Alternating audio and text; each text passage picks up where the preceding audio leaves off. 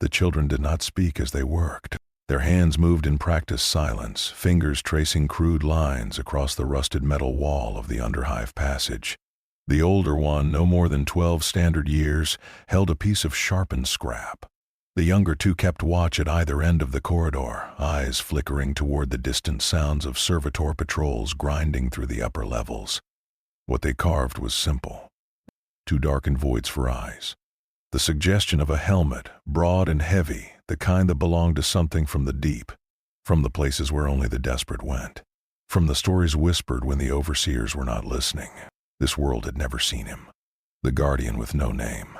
The thing that walked like a man but moved like inevitability itself. This hive world, designated Kratos 9 in Imperial records, had never felt his footsteps echo through its tunnels. Its children had never hidden behind his bulk while lost fire scorched the air above their heads. But they knew him anyway.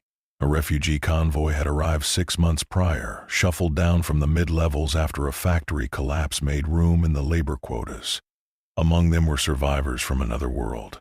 A place the children of Kratos 9 could not name and would never see. Those survivors did not speak often. When they did, their words carried weight. They spoke of a time when the strong did not always devour the weak, when something vast and silent had stood between the innocent and the void. They spoke of a symbol. The children listened. In the Imperium, hope was rationed more carefully than water. But stories could slip through cracks too narrow for even the Inquisition to seal. The tale spread through the underhive like air through a failing ventilation shaft. Quiet, persistent. The symbol began appearing in other districts. Not as worship, not as rebellion, simply as mark, as recognition, as a question carved into the bones of worlds that had forgotten how to ask it. What if the strong protected the weak? What if survival did not demand cruelty? The boy finished his work and stepped back. The diving helmet stared from the wall, eyes empty but somehow aware. The younger children looked at it and felt something they had no word for. Not hope exactly. Hope was dangerous. This was quieter. This was the feeling that perhaps, somewhere in the galaxy's infinite darkness, someone had chosen differently. They scattered into the tunnels without ceremony, leaving the symbol behind. Above them the hive city churned on, indifferent and eternal. But below, in the places the Imperium barely remembered to count, something had taken root. The mark did not fade. Rain could not wash it away because rain never reached this deep. Rust could not claim it because it was carved into rust itself. The symbol remained, and in the days that followed, others appeared beside it. Across hab blocks, on support beams, in the hidden corners where children gathered and tried to remember what it meant to be more than survival. The Guardian had never walked this world, but his shadow had arrived without him. His name was Tobin, though names meant less than scars in the underhive. He was 17 standard years old, which made him ancient by the measure of children born below the light. Most did not reach 10. Those who did carried a hardness in their eyes, a calculation that turned childhood into arithmetic. How much food remains? How long until the next sweep? Who can be trusted, and who will sell you for an extra ration bar? Tobin had survived because he learned to watch, not to fight. Fighting drew attention, and attention in the underhive was another word for death. He had survived because 5 years ago, when the world was burning and the monsters wore human skin, something else had stepped between the flames and the fleeing.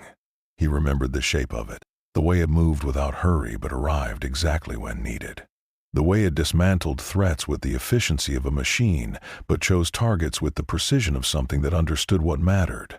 He carried the symbol now, scratched into the inner lining of his tattered coat where the patrols would not see. Not as faith. Faith was for those who still believed the Emperor watched the forgotten.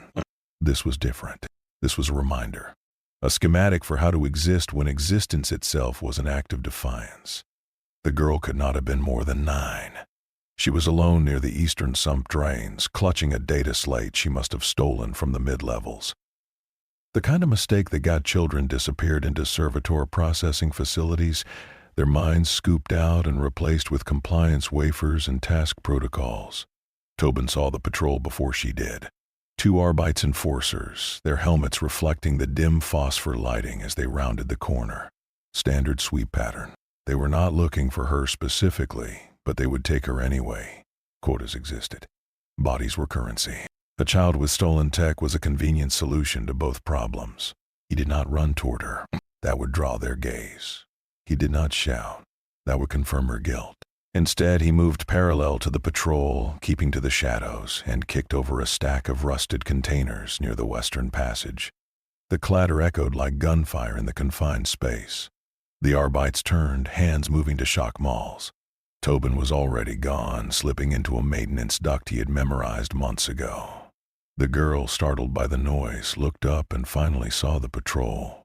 She bolted in the opposite direction, clutching the data slate, vanishing into a hab-block entrance the enforcers were too bulky to follow through quickly.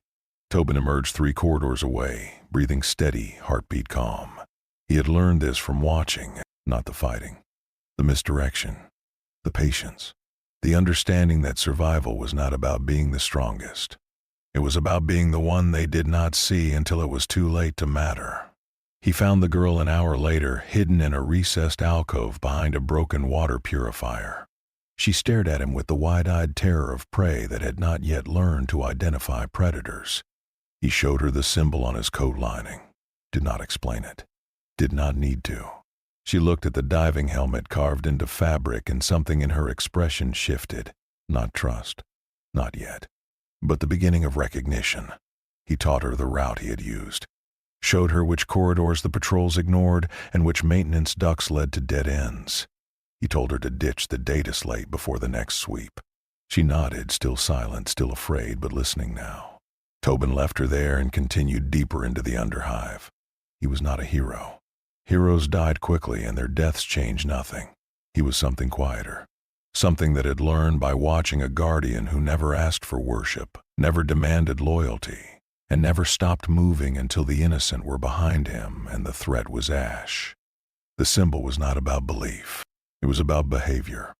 It was the recognition that strength could be used differently, that protection did not require glory, that the ones who survived longest were the ones who made sure others survived too. Tobin walked into the darkness, and behind him, carved into walls across a dozen districts, the diving helmet watched with empty eyes that somehow saw everything. It began without organization, which was why it succeeded. Organizations drew scrutiny. Leaders could be identified, arrested, disappeared into interrogation chambers where mind probes extracted every secret like pulling teeth.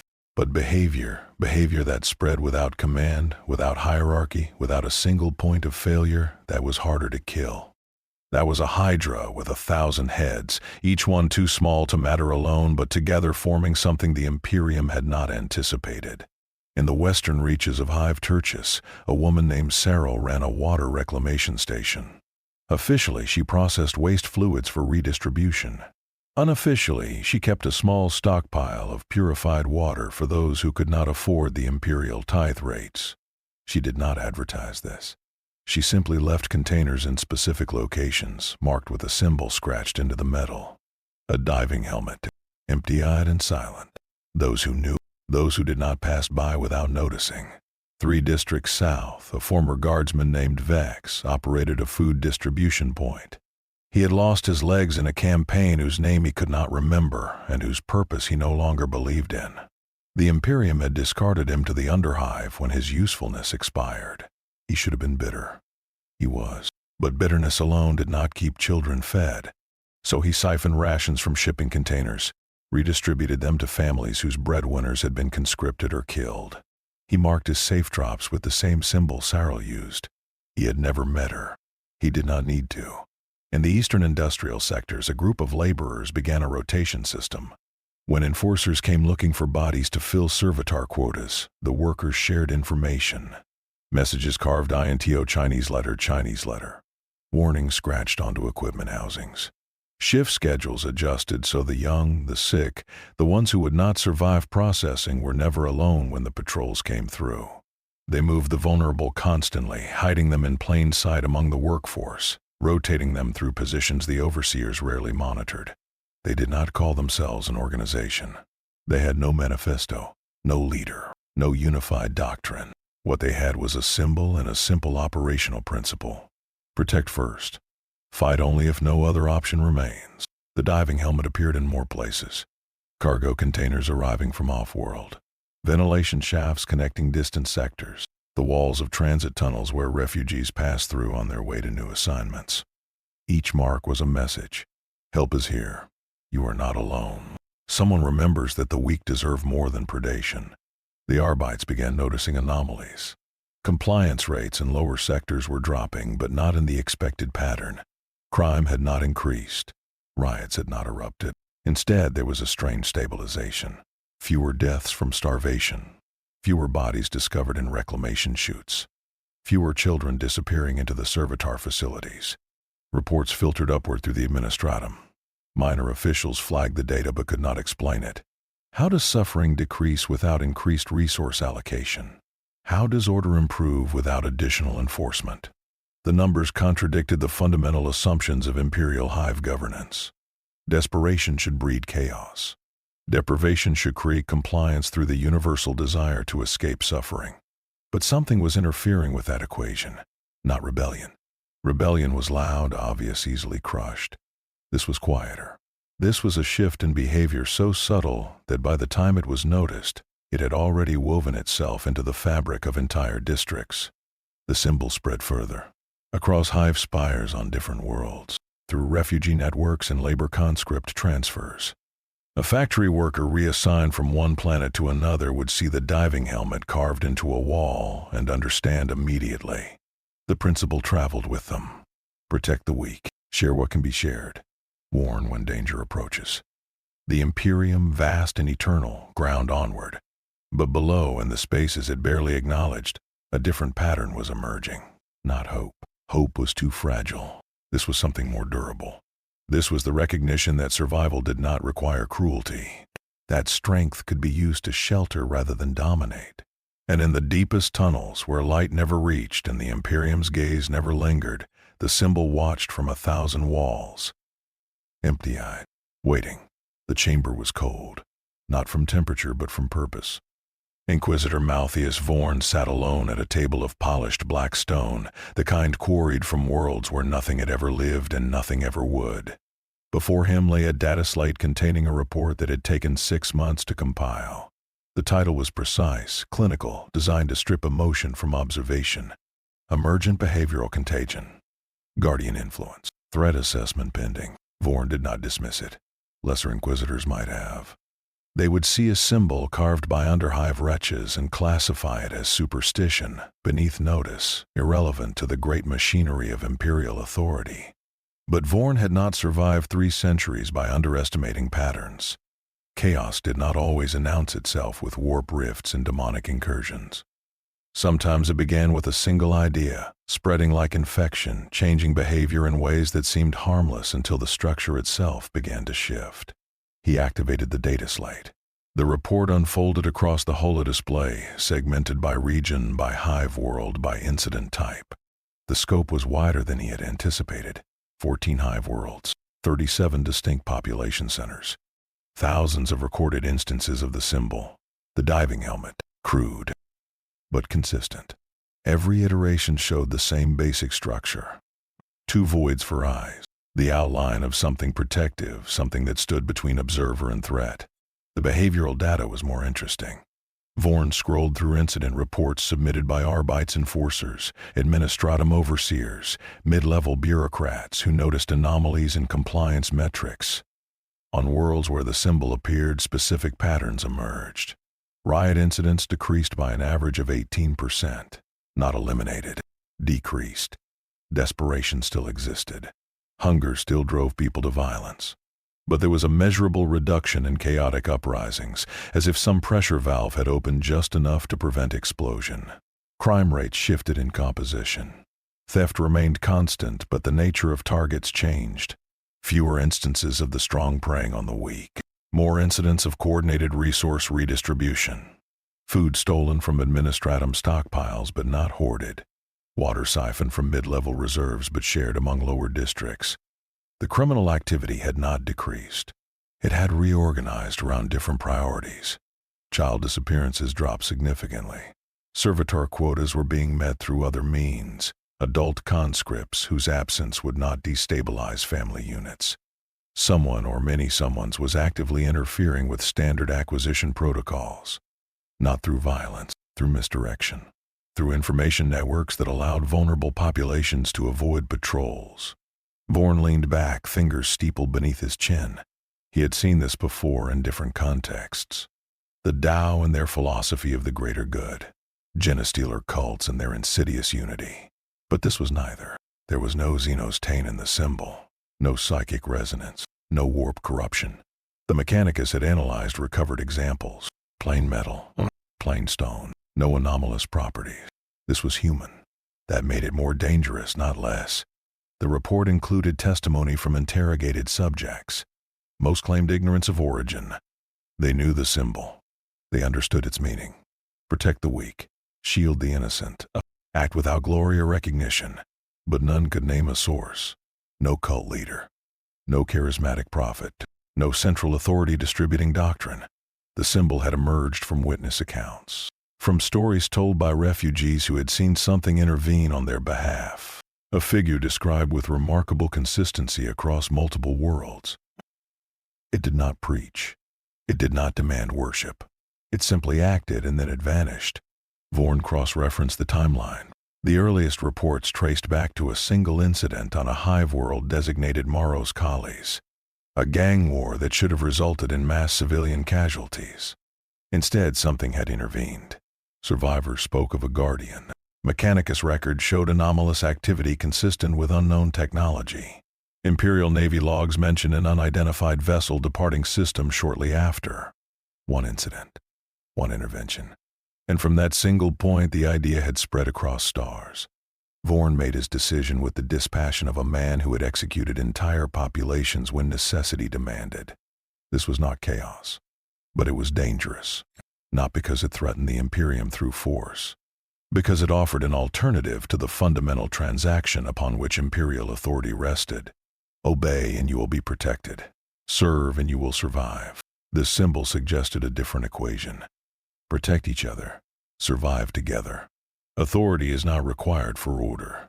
He drafted his recommendation with care. Do not eliminate the symbol through public action. Martyrdom would accelerate spread. Do not ignore it. Monitoring protocols must expand. This was ideological contagion, and it required surgical response. Vorn closed the report and forwarded it upward through channels that existed in no official record.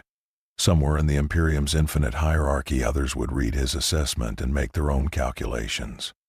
The game had changed. This was no longer about suppressing rebellion. This was about managing the spread of an idea. And ideas, Vorn knew, were harder to kill than worlds. The Purge squad descended into Sector Epsilon 7 with the mechanical efficiency of predators who had performed this operation 1,000 times. 6 Arbites enforcers in full suppression gear, their armor painted the black and red of judgment already rendered. They carried shock mauls and restraint equipment, not las guns. The targets were to be taken alive. Servitor processing required intact bodies. Intact minds, at least initially.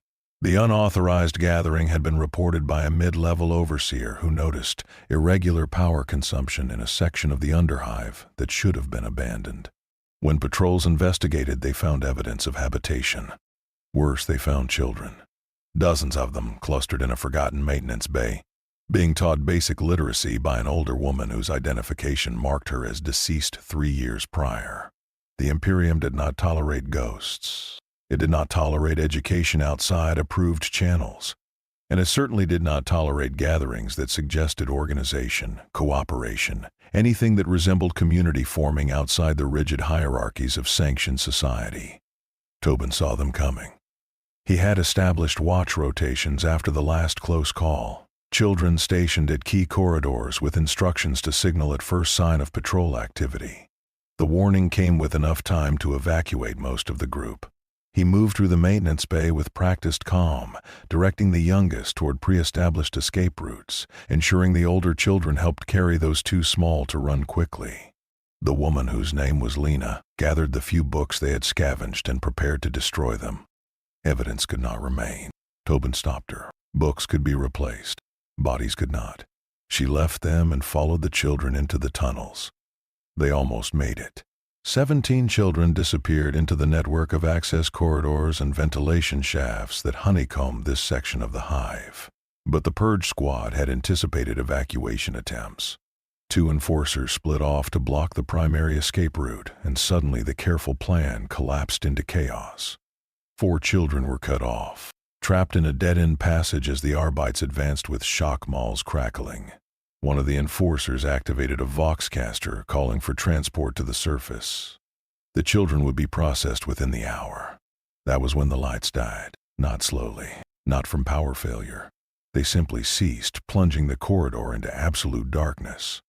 The Arbites activated helmet lamps, sweeping beams through the black. One of the beams caught something in the passage ahead. Something large, something that had not been there a moment before.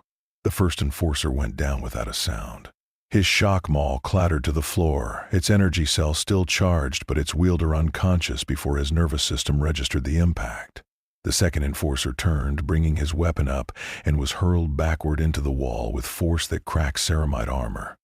The remaining 4 enforcers opened a coordinated defense, mauls raised, forming a barrier between themselves and the threat. They were trained, experienced. They had put down gang uprisings and suppressed riots. They were not easily frightened. But the thing that moved through the darkness was not trying to frighten them. It was simply removing them from the equation. A massive shape, armored in something that drank light rather than reflected it, stepped into the intersection. The diving helmet caught the edge of a helmet lamp, 2 circular eye ports gleaming dull yellow. The enforcers struck simultaneously, shock mauls connecting with the figure's torso and arms. Electricity arced across the armor, enough voltage to drop an unaugmented human into convulsions. The figure did not stop. It caught one enforcer by the chest plate and simply set him aside, unconscious from the impact against the wall. Another was disabled with a precise strike to the helmet that dented metal and scrambled internal systems. The remaining 2 attempted to retreat and call for reinforcement, but a massive hand crushed their vox units with casual efficiency. 30 seconds. That was how long it took to disable 6 trained enforcers without killing any of them. The Guardian moved to the children, who stared up at the towering figure with expressions somewhere between terror and awe. He gestured toward the corridor Tobin had marked earlier, the one that led to safety. But it was too late. The transport had already arrived. Above, in the upper levels, reinforcements were descending. And worse, 3 of the children had already been loaded into restraint cradles before the Guardian arrived. They were gone, taken into the machinery of Imperial processing, where intervention would require exposure, escalation, the kind of attention that would bring not enforcers but inquisitors. The Guardian stood in the corridor, lit by fallen helmet lamps, and for a moment did not move. The remaining children fled into the tunnels. Tobin stayed long enough to see the figure turn and stare upward, toward the levels where the transport was already ascending. Then the Guardian deactivated something on his armor, and the lights returned. The corridor was empty except for unconscious enforcers and the distant sounds of machinery. Tobin ran. But as he disappeared into darkness, he understood something he had not wanted to accept. The Guardian could not be everywhere, could not stop everything.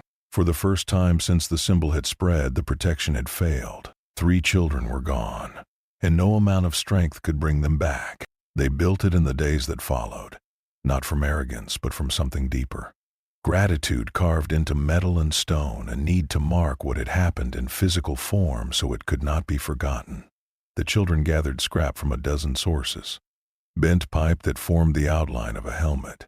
Polished metal fragments arranged to suggest the shape of a protector standing against the dark. They placed it in the maintenance bay where the Guardian had intervened, where the enforcers had fallen and the children had escaped. It was crude, artless, but built with the kind of focused attention that only the young could sustain. They worked in silence, passing materials to one another, each piece placed with deliberation. When it was finished, they stepped back and looked at what they had made. It stood perhaps a meter tall, a monument to something they did not fully understand but felt with absolute certainty. He had come. He had saved them. He deserved recognition. Tobin knew it was a mistake, but he also knew the children needed this, needed to believe their survival had meaning, that the loss of the 3 who were taken had not been senseless. So he said nothing, and the shrine remained. The Guardian returned 4 days later. He moved through the maintenance bay without sound, his massive frame somehow producing no echo in the confined space. He stopped in front of the shrine and stared at it for a long time. The children were not present. Only Tobin, who had been checking the escape routes and turned to find the towering figure standing motionless before the construction of scrap and hope. The Guardian reached out. His movements were slow, deliberate, almost gentle. He dismantled the shrine piece by piece. Pipe returned to the scrap pile. Metal fragments carefully stacked. The arrangement undone with the same focused attention the children had used to build it. When it was gone, he turned to the wall where the shrine had rested. Damaged during the fighting. Cracked plaster and exposed metal framework. He produced tools from housings in his armor, simple implements designed for repair. He patched the wall, smoothed the surface, left no mark to indicate anything had ever stood there. Tobin watched and understood. This was not rejection, not cruelty. The Guardian was teaching the same lesson he had always taught, not through words which he did not speak, but through action which could not be misinterpreted. Do not worship. Do not build monuments. Do not create symbols of faith. The shrine was meaningless. What mattered was behavior, protection, the choice to stand between the weak and the predators, not because a symbol demanded it, but because it was possible and therefore necessary. The Guardian finished his work and turned to leave. He paused at the corridor entrance, looked back at Tobin, and for a moment the two regarded each other across the dim space. No communication passed between them. No gesture. No acknowledgement. But Tobin felt it anyway.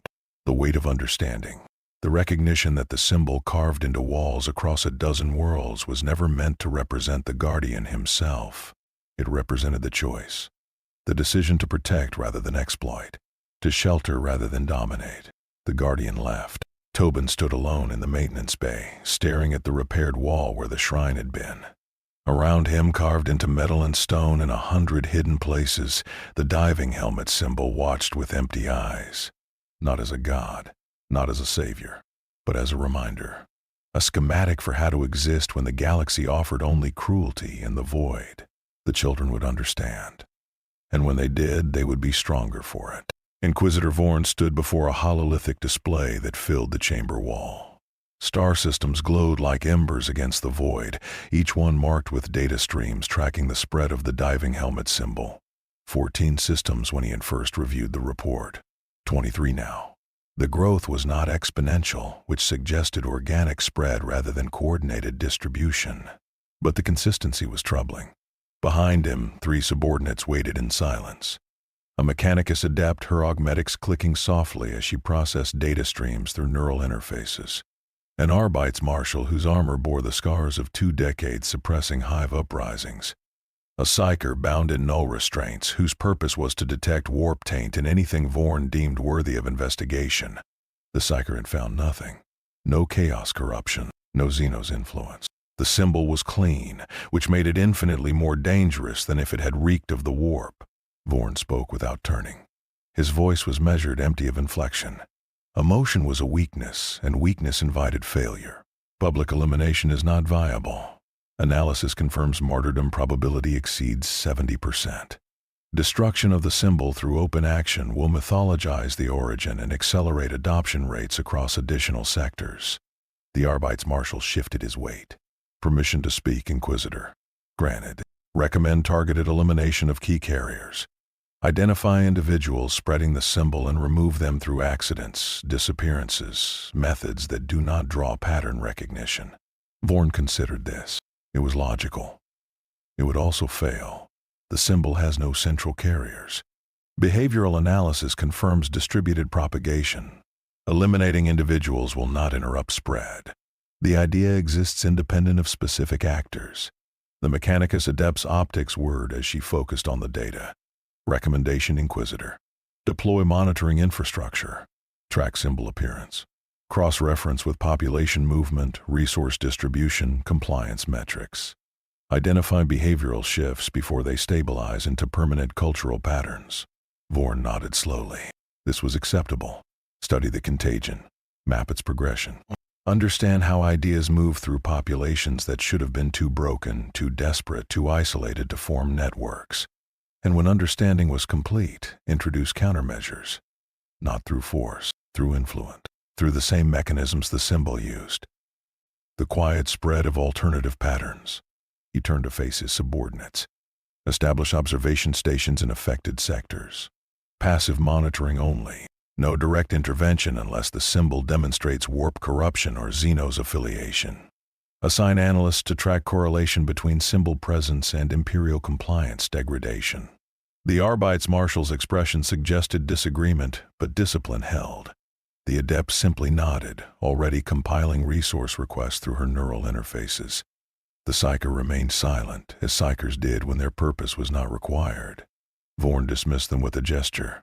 They departed, leaving him alone with the hololithic display. He stared at the growing constellation of marked systems and allowed himself a moment of something that might have been respect. Whoever had started this, intentionally or not, understood something fundamental about human behavior. Force created resistance. Oppression bred rebellion. But an idea offered without demand, adopted without coercion, that could spread further than any army and prove more durable than any fortress. The Imperium ruled through fear and faith. This symbol offered something different. Not better, Vorn did not deal in moral judgments, but different. And difference in a galaxy of enforced conformity was a weapon. He would study it, learn from it, and when necessary he would deploy what he learned to ensure the Imperium's mechanisms remained intact. This was not victory or defeat. This was strategy. And strategy, unlike faith, did not require belief, only patience. The hololithic display flickered. 24 systems now. Vorn watched and waited. The alert came through systems built into his armor. Audio signatures analyzed and categorized. Threat assessment protocols running in background processes, filtering the constant noise of the underhive into actionable data. 3 children cornered in a maintenance tunnel. 2 adults approaching, intent unclear but movement pattern suggesting predation. The Guardian moved toward the coordinates, navigating through passages his sensors had mapped over weeks of patrol. He had walked these corridors so many times the routes were automatic, requiring no conscious navigation. 37 seconds to intercept. 22 seconds to eliminate threat if violence was necessary. He arrived at a vantage point above the tunnel and stopped. His sensors had been correct. 3 children backed against a wall. 2 adults approaching. But something was wrong with the threat assessment. One of the adults was Tobin. The other was an older girl the Guardian's database identified from previous encounters. Survivors who carried the symbol. Who had learned to move through the underhive with the same careful efficiency he employed. The children were not cornered by predators. They were being evacuated from a section where enforcer patrols had increased. Tobin moved with calm authority, directing the youngest toward a ventilation shaft the Guardian himself had marked as a safe route weeks earlier. The girl kept watch, eyes scanning the corridor, hand signals coordinating movement. They were protecting the children. Without him, the Guardian remained motionless. His armor's active camouflage rendered him nearly invisible against the shadows, a technique that allowed observation without interference. He watched Tobin lift the smallest child, no more than 5 standard years, and pass her up into the ventilation shaft. The other children followed, moving quickly but without panic. Tobin checked the corridor one final time. His eyes passed over the Guardian's position without recognition, not because the camouflage was perfect, but because he was focused on the task. On the children. On ensuring their safety through awareness and action rather than strength. The evacuation completed in under 2 minutes. Coordinated. Successful. Tobin and the girl followed the children into the ventilation system, disappearing from the Guardian's sensors. For the first time since arriving in this hive, the Guardian had observed a crisis resolve without his intervention. The children were safe. The threat had been anticipated and avoided. The pattern he had demonstrated through action had been learned, adapted, applied by those who had witnessed it. He remained still for several minutes after they departed. His armor's analytical systems continued processing data, but no threat emerged. No secondary danger materialized. The situation was stable. This was the outcome he had worked toward, though he had not consciously articulated it. Protection that did not require his presence. Safety achieved through adopted behavior rather than imposed force. The propagation of a principle beyond the limitations of a single actor. He had taught them, without words, without intention, simply by existing and acting according to protocols built into his core systems. Protect the innocent. Minimize collateral damage. Remove threats with precision. Disappear when the danger passed. and they had learned. Not perfect, not completely, but enough. Enough to act when he was not present. Enough to replicate the behavior without needing the symbol made flesh. The Guardian deactivated his active camouflage and turned away from the corridor. His sensors picked up another alert, this one 4 sectors distant. A situation requiring intervention. He began moving toward it, his footsteps silent despite his mass, leaving no mark of his passage. Behind him, the ventilation shaft carried quiet voices. Children asking questions. Tobin answering with patience. The sound of survival becoming something more than desperation. The Guardian walked into darkness, not as a savior, not as a god, but as a catalyst. Something that had started a reaction and could now observe it continuing without fuel. He would return if needed, but increasingly he suspected he would not be. Across the hive world Kratos 9, a child named Mira carved the diving helmet into the wall of her family's hab unit. Her parents did not stop her. They had seen the symbol elsewhere. They understood in the wordless way that the desperate understand that it meant something. Protection. The possibility that cruelty was not inevitable. On the agri-world Thessia Proxima, a worker in the reclamation field shielded a refugee family from an overseer's attention. He did not know them, did not owe them anything. But he had seen the symbol on a cargo container that arrived from off-world, and something about it had lodged in his mind. When the opportunity came to act, he did. A falsified manifest. The family disappeared into the labor pool before the overseer could single them out for punishment. In the spires of Hive Secundus on Morrow's Collies, an Arbites enforcer paused before filing a report. He had found the diving helmet symbol carved into a bulkhead in a sector he was assigned to patrol. Standard protocol demanded reporting any unauthorized markings. But he stared at it for a long time, remembering stories his grandmother had told before she died. Stories about a time when the strong had protected the weak, when survival had not required becoming a predator. He walked away without filing the report. The symbol remained. Across shipping lanes and refugee convoys, through labor conscript transfers and factory reassignments, the diving helmet traveled, carved into cargo crates, scratched onto bulkheads, drawn in condensation on the windows of transport ships. It moved through the Imperium's vast machinery not as rebellion but as recognition, as the acknowledgement of a possibility that the official doctrine claimed did not exist. The strong could protect the weak. Survival did not require cruelty. Community could form even in places the Imperium had designated as lifeless. On a station orbiting a dead world, a maintenance worker found the symbol etched into a support beam. She had never seen it before, had no context for its meaning. But she copied it into her personal log and carried it with her when she transferred to another posting. She did not know why. It simply felt important. In the depths of a forge world where the Mechanicus ruled and human weakness was systematized out of existence, a tech thrall regained enough autonomy to scratch a crude shape into the side of a processing unit. Too void. The outline of something protective. The shape was discovered during a maintenance cycle and removed, but not before 3 other thralls had seen it. The symbol spread, not through coordination, not through command, but through the organic movement of people who carried it in memory and reproduced it when opportunity allowed. It was not worship. It was documentation. Evidence that something had happened somewhere in the galaxy that contradicted the fundamental assumptions of existence under the Imperium. And in the darkness between stars, moving through sectors marked and unmarked, the Guardian continued his patrol. He did not track the symbol's spread, did not monitor its propagation. He simply moved from crisis to crisis, intervening when the innocent were threatened, disappearing when the danger passed. He was unaware of the constellation of marks bearing his likeness, unaware of the networks forming in his wake. Unaware that his existence had become a principle, and that principles once established required no author to continue. The diving helmet watched from 1,000 walls across a dozen systems, empty-eyed, waiting for those who would understand what it meant and choose to act, not because a god demanded it, but because it was possible and therefore necessary. The symbol carried forward, and the galaxy, vast and indifferent, ground on.